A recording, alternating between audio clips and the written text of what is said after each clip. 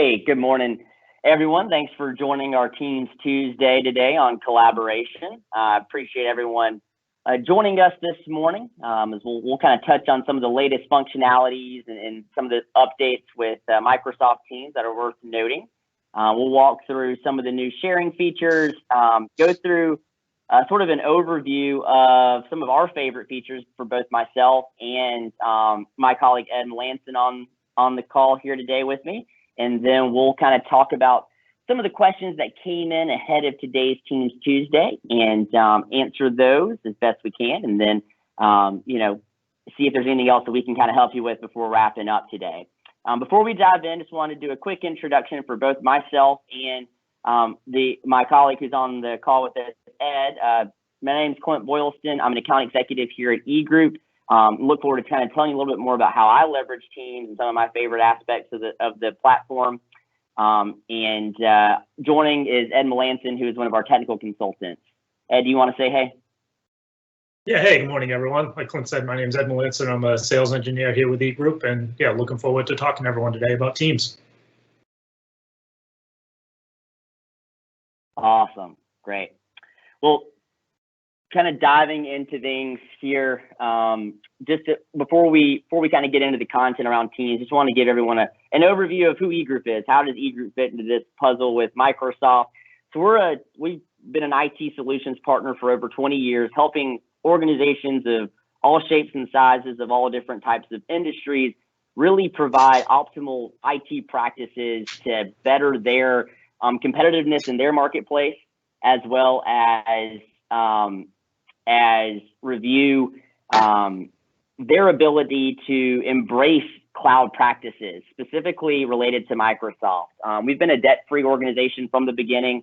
Why we like to mention that is simply because how we partner with technologies, we don't have investors telling us who and what we should be partnering with. We make all of our decisions based solely off of what we see succeeding in the industry, what is the cutting edge technology that is constantly innovating our businesses, but has also been around long enough to show that they are experienced in delivering the solutions that they offer to their customer base.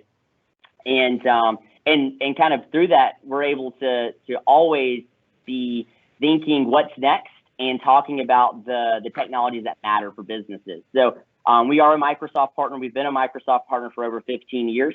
And along those lines, where we see ourselves today really with Microsoft is helping organizations really understand what they're doing from a modern workplace perspective, helping you guys get the most out of your Office 365 experiences. Been a lot of questions around Microsoft Teams since the pandemic started last year, and still in the kind of in a post-pandemic world, still getting a ton of questions around Teams. So we've been really excited to have these Teams Tuesdays every other week for the last, 6 or 8 months now, and look forward to kind of talking to you more today about how we're leveraging Teams as an organization and some things that you may be able to pick up on that you can leverage with your teams as well. So what's new this week? Ed, do you want to talk a little bit about what's new in the world of Microsoft Teams? Yeah, absolutely. So we like to kind of start off these Team Tuesdays with going over any new updates Microsoft has released, because they are constantly updating this environment. So first one that I'm sure everyone's going to be really excited about is they've increased the number of emojis. It's gone from about 80 emojis to about 800 emojis. So I'm sure everyone's really excited about that one. But on to the other ones, and I don't know if everyone's losing it. I keep losing the screen, but it's back now. Never mind. The next one up is camera management. So they've now made it when you're the host of a meeting, you can actually control who can share video and who cannot share video. And you can actually turn that off during it. So if there's something going on that's really distracting to the meeting, you can turn off their video. If you see a coworker that's maybe on the phone and embarrass themselves or something, you can quickly turn that off for them and save them that embarrassment. So you can actually control who can and who cannot share video during the meetings. Another one of the updates is you can now share system audio on a Mac OS. So you've been able to do this on Windows for a while. Now you can actually do it on a Mac. And what that means is if you're sharing content and say you're sharing like a video that has audio with it, you can actually play the audio from your system into the Teams meeting, where before you weren't able to do that, at least not on the Mac OS. And then the biggest one really is they've made sharing much better. They made a ton of improvements to the sharing capabilities in meetings. If you've been, used Teams at all in the past, sharing content wasn't always the friendliest. You would click the share button, you'd get that little bar across the bottom that would kind of give you a little picture of what the screen was and a tiny little description of it. And if you had multiple Word documents or multiple Excel sheets or something like that, trying to find the right one was kind of just a hunt and peck, and hopefully you got the right one. I know me personally, I would default to just sharing my desktop and then going to the one I wanted to, the application I wanted to use. But when you did that, then it would minimize your Teams meeting and you'd have that showing up on the screen there also. So it was never really a clean interface, at least not in my opinion.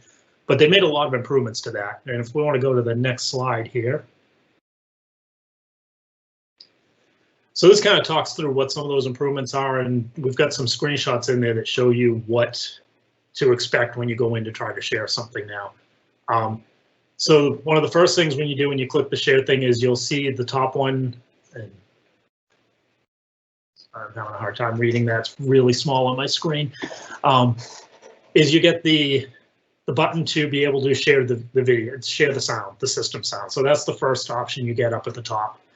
And then the next one down is you get to choose how you want to share the content. So you can just share content, which would just be the application or the desktop.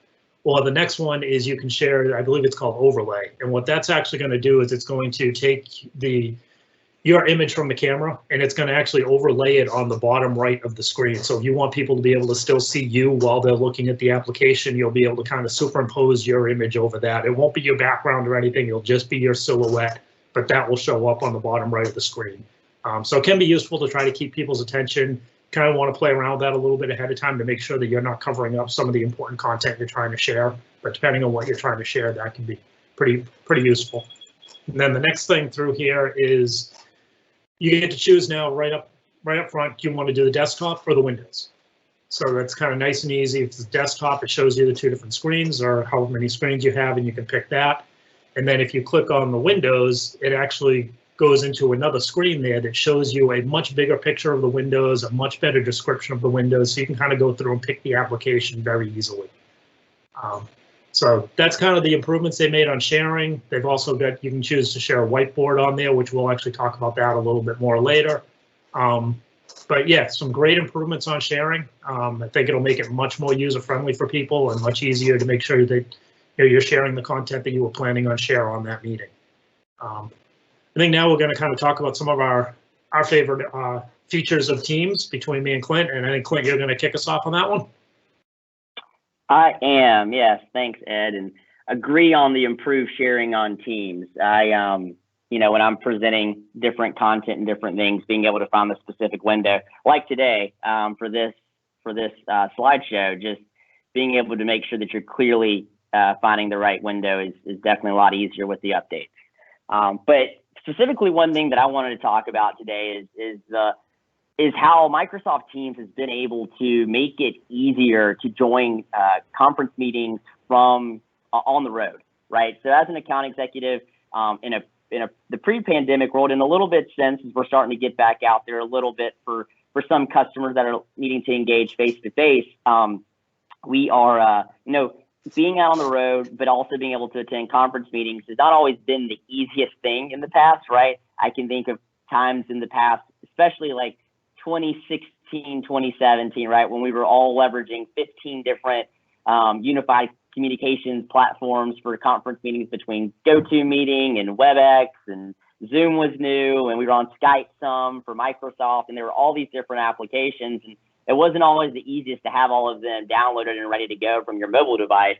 And kind of through that, you were constantly trying to find like the call-in number with this long passcode to get into meetings, and wasn't exactly the safest thing to be doing while you're out on the road, right? And driving from location to location, or trying to find these long dial-in buttons. But with Teams, it really has allowed us to start to really consolidate how we're leveraging conference rooms and our Teams conference meetings. And through that, we really only need the Teams app to be able to join meetings here and there. And to take it a step further with Microsoft, they were able to work with Apple to be a part of or be compatible with Apple CarPlay to make it a very seamless experience. You can actually leverage Microsoft Teams from your phone, get it pulled up on your Apple CarPlay, and join meetings from there. You can mute as you need to while you're on the road.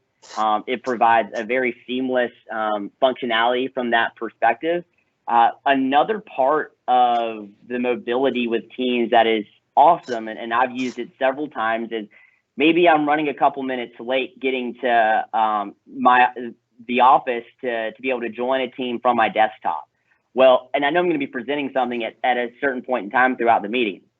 Well, I can easily join remotely on my phone, and as I get set up in the office and get my laptop pulled open, you know, those first 5 minutes, we can still have a very productive part of the meeting while you know, I'm still kind of coming in, but then be able to transfer my device from my phone to my desktop seamlessly, and not have to log in twice, go through any sort of dial-in, and be able to then engage from my desktop, and then provide any sharing content that I need to be able to produce at that point in time. That's been a nice add for me when it comes to talking about, you know, or looking how we can integrate Teams the most. So I'm sure I'm not the only seller out there that's on the road. I'm sure all of your organizations have sellers that are out there on the road. This is a great functionality that should make it easier for them when they're out there to be able to engage their customers as well as engage their team internally to talk and not have to worry about finding these long conference bridges, and really make it an easy access to get onto a Teams meeting and still be on the road and engage with whoever they need to engage with. So definitely wanted to bring up the Teams mobility and how great that is for functionality. If you're not leveraging it, I think having the Teams app is a very important thing. You can treat it like text messaging at times, right? If you're needing to talk with members of your team through chat, you know, the Teams app on your phone will be able to provide you with notifications when texts come in, the same way as if you were getting an iMessage or a text on a Droid device.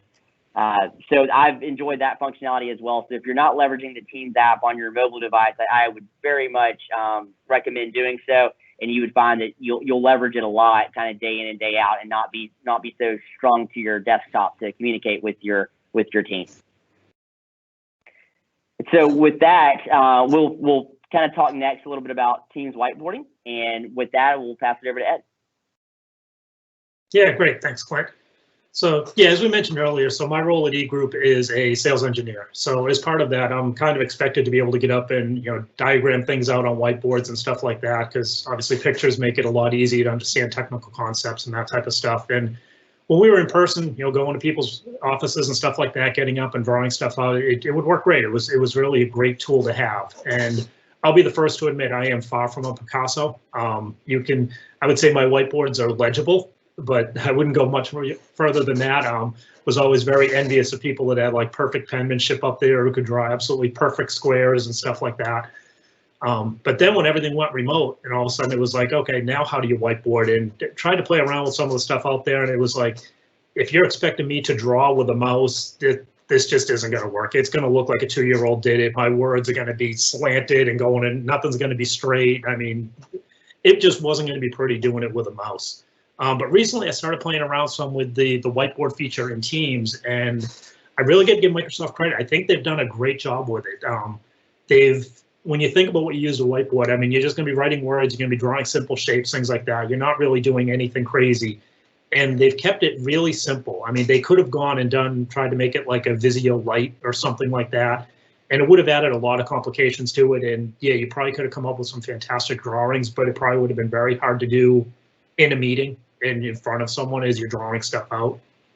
So they've really looked at what do you need on a whiteboard, and I want to be able to write words out, I want to be able to draw simple shapes, I want to be able to connect the shapes, and that's really the tools they gave you, and it's really simple to use. And if we go to the next screen here, so this is what the whiteboard looks like.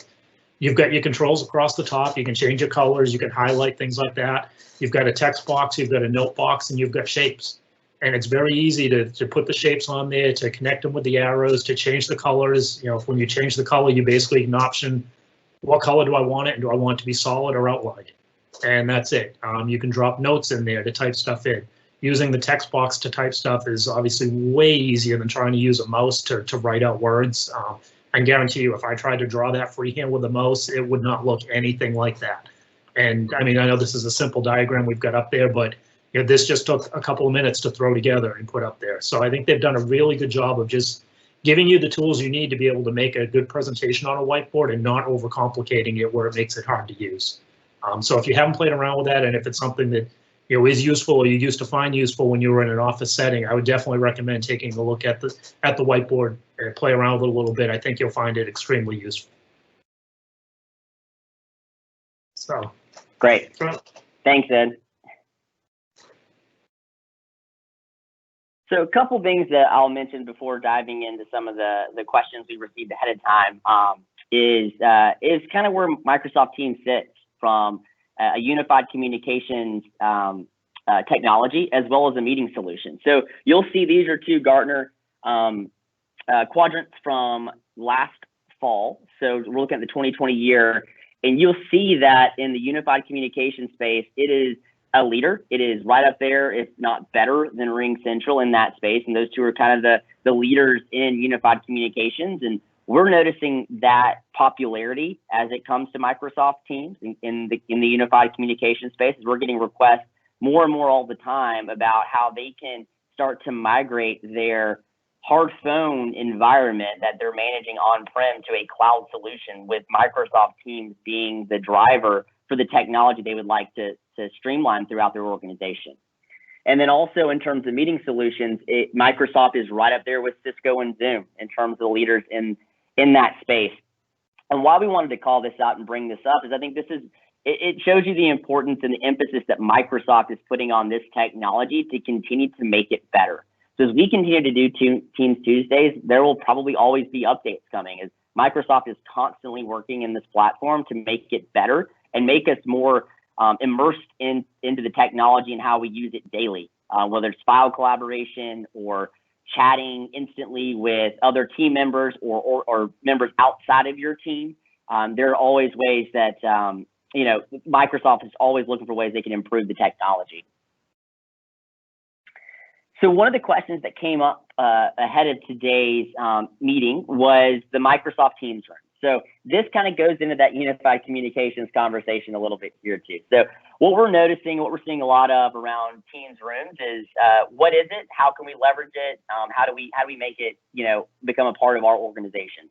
So what you can kind of look at Teams rooms as the fully immersive technology and experience behind a conference room setup, right? From the touchpad screen in the middle of your room as you dial in, or to the interface set up on a screen or multiple screens at the front of a conference room, as well as the camera coming back at you. All of that can be integrated into Microsoft Teams, and it can be leveraged completely through the Teams platform. A couple of things that Microsoft has added to their Teams rooms that I think are worth bringing up and really make the experience of joining a virtual conference meeting from a conference room, a physical conference room, better is the ability for live captions. So kind of look at this as like a closed captioning. It'll pick up on your audio and be able to provide text at the bottom of the screen to ensure that you're understanding what someone is saying as they kind of talk through. Secondly, if you're presenting or someone is presenting and you don't want to interrupt them, the raised hand feature, which you probably already noticed in normal Teams meetings, is a great function for Teams rooms, where you're able to go ahead and put your hand up but not interrupt whoever is providing a presentation, but know that you have a question at some point when they can get around to it. Is a great functionality, and it provides the ability to mark when people have questions and be able to get those answered at the appropriate time throughout a meeting.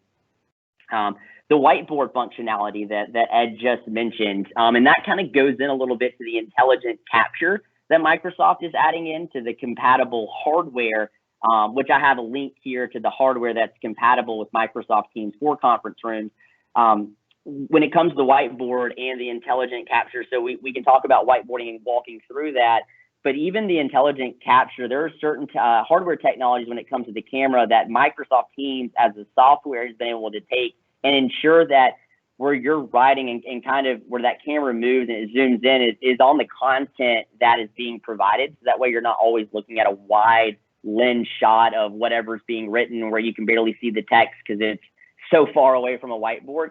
Microsoft Teams has the capabilities of being able to zoom in with their artificial intelligence to make sure that you're seeing the content as close as you can to make sure that it's readable to the end user. So those are some of the cool Microsoft Teams features that are out there today, and how Microsoft continue to improve that part of the technology as well. I've also provided a link here as we share the slide deck at the end of just an overview of Microsoft Rooms or Teams Rooms at a greater level. But holistically, this technology is really suited around giving you that unified communications, right? Say you have handsets that your employees are using, or they're completely on soft phones. They just have the software on their desktop or on their mobile devices, and that's how they call, right? They call through Microsoft Teams, and you have those plans set up. And now you're wanting to take it to that next step. We've got this aging hardware in our conference rooms. We're leveraging like 3 different third-party solutions to manage that environment.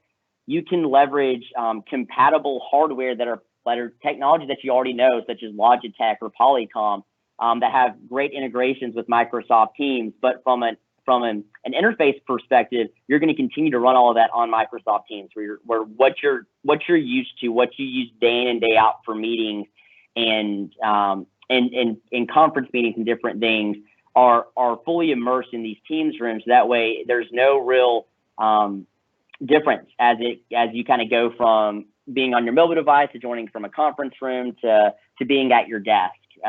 Microsoft Teams just continues to find more ways to streamline their ability to allow us to connect with our customers throughout the world. So hopefully I was able to answer some questions that you may have around Microsoft Teams Rooms. If I didn't do the best of job, or you have very specific asks around that, feel free to ping us after the fact. Happy to spend some time to dive in specifically around your questions as it pertains to Teams Rooms. But we're noticing, and I've seen a number of customers ask about how we kind of around the unified communications, right? We're looking at Teams Voice. How do we go ahead and add in that conference room availability by leveraging Teams Rooms? So it's a hot topic, and I'd be happy to discuss further. So that wraps up today's Teams Tuesday session on collaboration. Hopefully you found the content we provided to be worthwhile. Carly and Leanne from our team, who is our marketing and business development coordinators, they will be providing follow-up to get you the slide deck from today's meeting, as well as engage with any of you that have questions after this around anything that we discussed today, or anything that we may have missed or didn't hit in terms of the topics that we talked about. If there was something specifically you were hoping to get out of today's meeting that we did not go over, please feel free to just respond back to Leanne and Carly, and they will make sure that they get you in touch with the right EGroup resources to get you the information that you need. So we really appreciate you for the support. We really can't thank you all enough for all the support and the response we get for our Teams Tuesdays. We wouldn't be putting these on if it wasn't for you, and we can't thank you enough for supporting them, and look forward to talking with you here in a couple weeks. Thank you all for attending. We'll see you.